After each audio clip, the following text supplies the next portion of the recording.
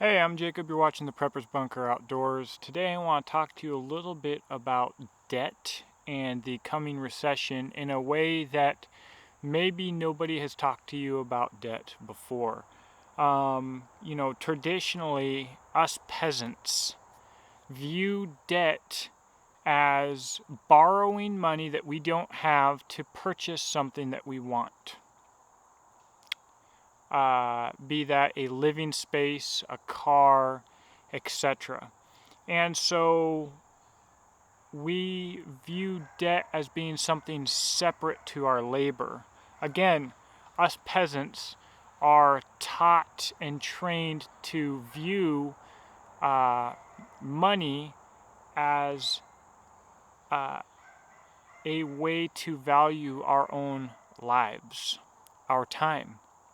And whatever amount of money that you have settled for in working your job, you have decided that that amount of money and the amount of benefits that you are receiving uh, is a fair trade for your life, to whatever degree it is that you are giving them your life, your time, your livelihood, your whatever, okay?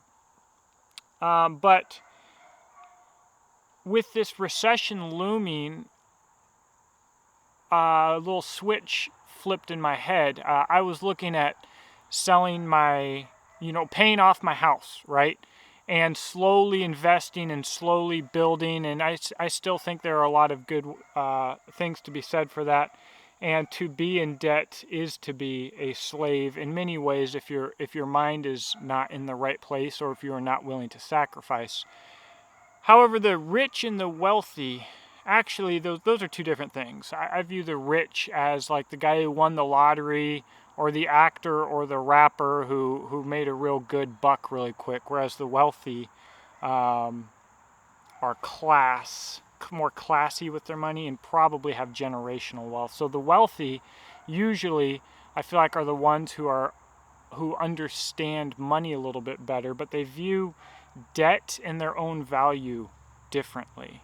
So debt is something that makes you money. So again, I view in the past debt, okay, to work a job, I need to get a good car. Maybe let's get a loan and get a car. And that car is getting us to our job to make us money, but is that car making us money? Uh, so a lot of the people that I know that are better off and are not living paycheck to paycheck own property. They went into debt to buy something like property, and that property is not only paying for itself, but making them some extra money. And there are horror stories and nightmares, certainly, with renting, especially. But these ultra wealthy people, they might be millions of dollars in debt. They don't care. It doesn't matter to them because all of that debt is making them money. So the author of Rich Dad Poor Dad was saying he loves taxes. He said they're terrible for the middle class. He totally opposes them, but they make him money with the way that he's constantly reinvesting, right? He said he makes $1 million, he keeps $1 million. There's a different mindset to the people that understand money, and I'm not saying that I'm one of them. And by the way, don't necessarily take financial advice from a random peasant who has a YouTube channel who's sitting in his backyard doing a video with a rifle on his back, right? It's not good. It's not a good source for your financial advice. But I've had this big change in the way that I'm looking at things, and I want to share it with you guys. And it took me 4.5 minutes to get to the most important part. What really slotted this change in my mind was inflation. Why would I work my butt off to pay off my mortgage right now with money that is more valuable right now than it will ever be again, when at the end of my mortgage, the value of my house will be a joke. You talk to your grandparents who paid $500 or $3,000 or $10,000 for their big, beautiful house that's paid off, and you're like, man, I wish I could get a house for that price. Whether or not that's adjusted for inflation, whatever. We don't need to talk about math in this video. It's about concepts.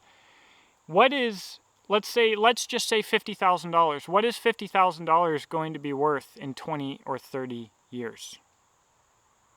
If you have a fixed interest loan right now, even if the housing market crashes and houses are cut in value by a third and interest rates go through the roof and nobody can afford to buy a property, what is that $50,000, $100,000, $150,000, $200,000 going to be worth in 20 to 25 years? Because as we are going into massive inflation hikes, just in the past couple of years, the cost of living has skyrocketed.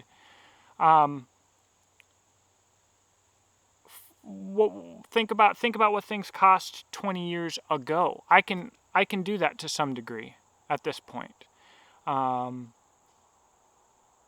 So if I think about what $50,000 will be worth in 20 years versus how hard I'd have to work to get an extra $50,000 in a year right now, it's crazy. That might be a month's labor in 20 years.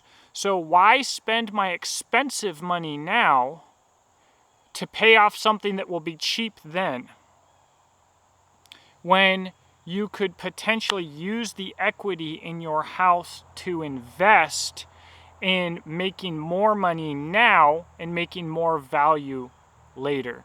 So let's say instead of paying $50,000 to pay off my house, I get a loan on the equity for my house for $50,000, and I pull another $50,000 in a loan and get equity, and I build 4 tiny homes to rent out as a bed and breakfast. Okay, in 20 years, those tiny homes are more than paid off. Each one of them is worth at least the $100,000 that I invested in all of them, and they've been making me money non-stop despite the fact that they were paying for themselves. So essentially, they cost me nothing and made me large amounts of money. So I'm not telling you what to do with your money. Seriously, I'm seriously not. I am a YouTube guy with a YouTube channel sharing a thought. And the thought came to me because I have to analyze everything in my life, which is why I design products and invent things and run my businesses and make YouTube videos that piss people off on subjects that they don't care about. Because it's who I am. I analyze everything a lot. But really what really got me, think about the inflation. I mean, just think about it. Think about how much money your time is worth right now. Think of how much that would have been worth 20 years ago, and just imagine what it could be worth in 20 years. And I'm not saying that this country or currency is going to exist in 20 years. And that's the real monkey wrench in the whole thing. And we can't prepare for that. But for right now, let's think about the best way to make our money work for us. And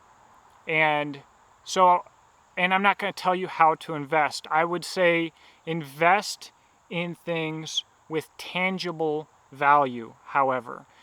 There are so many things that people invest in that have value because people think that they have value, so they try to get it so that they can earn value, hoping that more people will want it in the future, which will make it more valuable.